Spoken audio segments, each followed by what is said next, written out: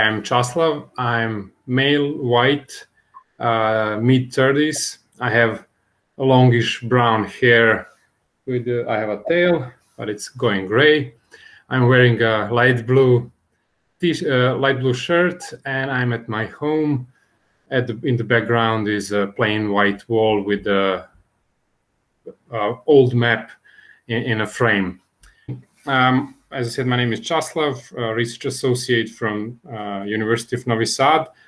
I took a liberty to shortly present you, since me and Miroslav are the only one here with from tourism industry and tourism research. So I took a liberty to present you in just a few important facts and latest updates about tourism. So it accounts for around 10% of global GDP. In last year, it was a record-breaking year, again, with 1.5 billion arrivals and around 1.7 trillion US in exports, which amounts for 7% of global exports. Unfortunately, as you're all aware, this year has been disastrous for tourism, and some forecasts are saying that the drop will be 60 to 80%, both in international arrivals and in exports. Some interesting things about tourism is that 80% of tourism industry are small and medium enterprises. And it has a very intangible nature of the product and service, since it cannot be tested prior to the use, or you cannot return it. And so it puts it puts great importance on the information that is exchanged between tourism stakeholders. Some of the latest trends: people travel to change their environment, break everyday routine. They also travel in order to show to the other people in their social circles. People also pursue a healthy life, wellness. There is also rise of the access economy. It's usually, I think it means the sharing economy. But since those platforms are not sharing anything, they're charging for their services, then it's access, meaning they're providing access to more people. It's also there are trends for solo traveling, and I think that it's multi-generational travel is also on the rise, since everyone is traveling. There's also rising awareness on sustainability.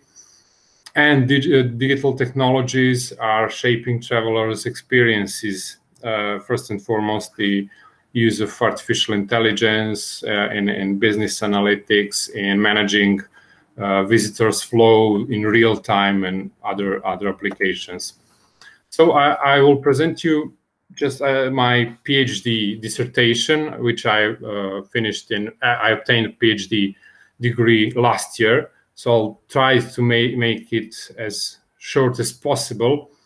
So the title was Social Network Analytics as a Factor of Promotion of Hotels in Serbia. And shortly, the main research goals were to determine the current structure and activities on the most important social media platforms of hotels in Serbia, and to analyze post metadata in order to determine which media formats influence user engagement.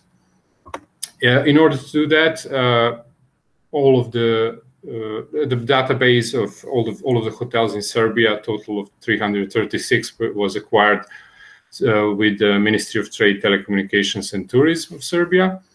Then after that, their accounts on major social media platforms, namely Facebook, Instagram, Twitter, and YouTube, were found. And for the second research question, mainly goals, Facebook pages were more analyzed more in detail.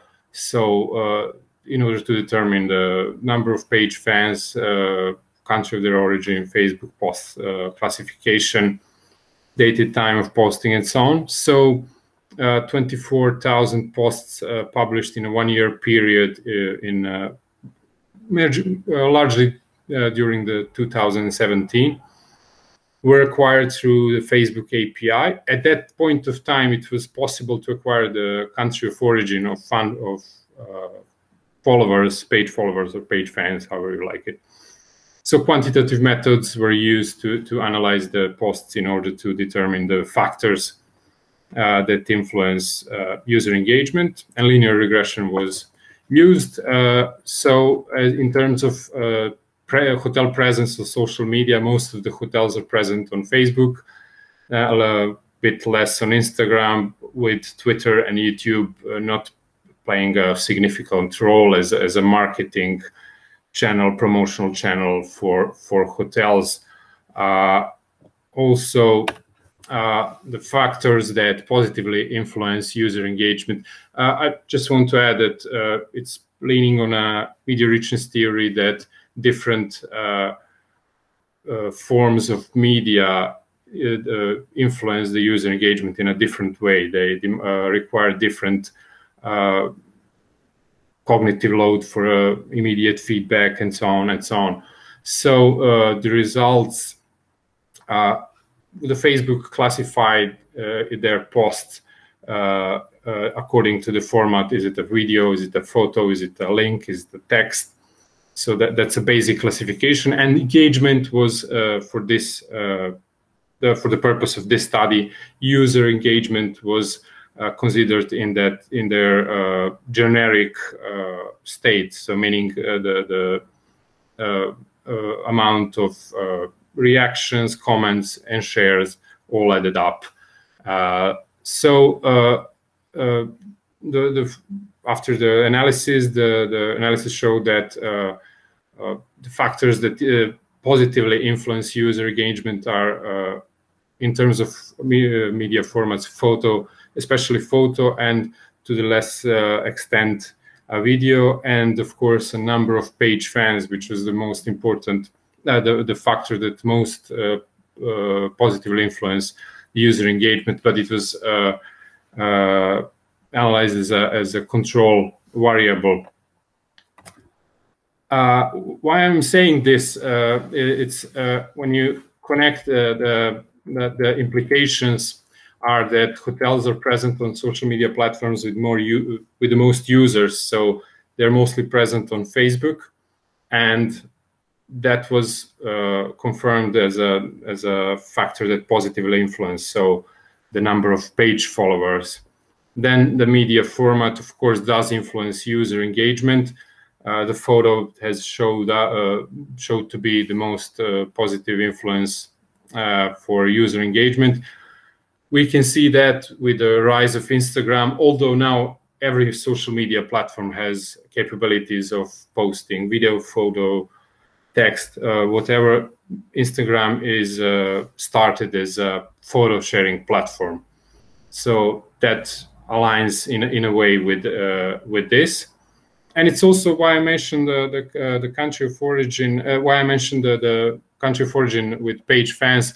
It was determined that most of the page followers, page fans, were 2/3 of them were from Serbia, and from foreign followers, most of them were from countries of former Yugoslavia. So that we basically usually understand each other and share a common language. And most of the followers are speaking the Serbian, Serbo-Croatian language, and that's an important takeaway from the research. That's for the past research. Current research I'm doing together with my colleagues are drone videos in tourism in terms of marketing and destination marketing. So my colleagues have already done some research in that area. I joined them, and recently I got a small grant and started the research of artificial intelligence applications in tourism and hospitality focusing mostly on machine learning applications. In terms of this participating in this project, it's really, I just want to say that I'm really happy, and I spoke with Miroslav. We were discussing how we're really happy to be here and to be able to learn really a lot about accessibility, media accessibility, and that we can use that knowledge to, and hope to learn even more, and to use that knowledge to further research in the area. Also, I think it's a great opportunity to perhaps connect and see how we can maybe jointly produce some results and create an impact. Also, it's really, I'm really happy to learn some new methodology in order to conduct a research. And as for future research, when I also mentioned a few days before, I mentioned eye tracking. I'm looking forward to today's workshop. Really, I think there has been research of eye tracking in tourism and hospitality, but most of that were focused on web page navigation usability and those type of things, at least when in terms of tourism and travel. And I think I would like to explore, I think there are many other future possibilities for using eye tracking in research, perhaps in travel videos, from the marketing perspective, because there are evidence of user-generated videos, influencers videos, official videos by destination management organizations. And as far as I know, not many of those videos pay attention to accessibility. And I think that can be a really interesting research area to explore with different age groups, cultural groups, people with different abilities, and so on. So I tried to keep it short and just to give you an overview of what I'm doing together with my colleagues also. So once again, if anyone wants to connect, if you have any questions, whatever, you can contact me on email shown on the screen. And of course, I'm open for any questions right now. I'll be glad to answer them.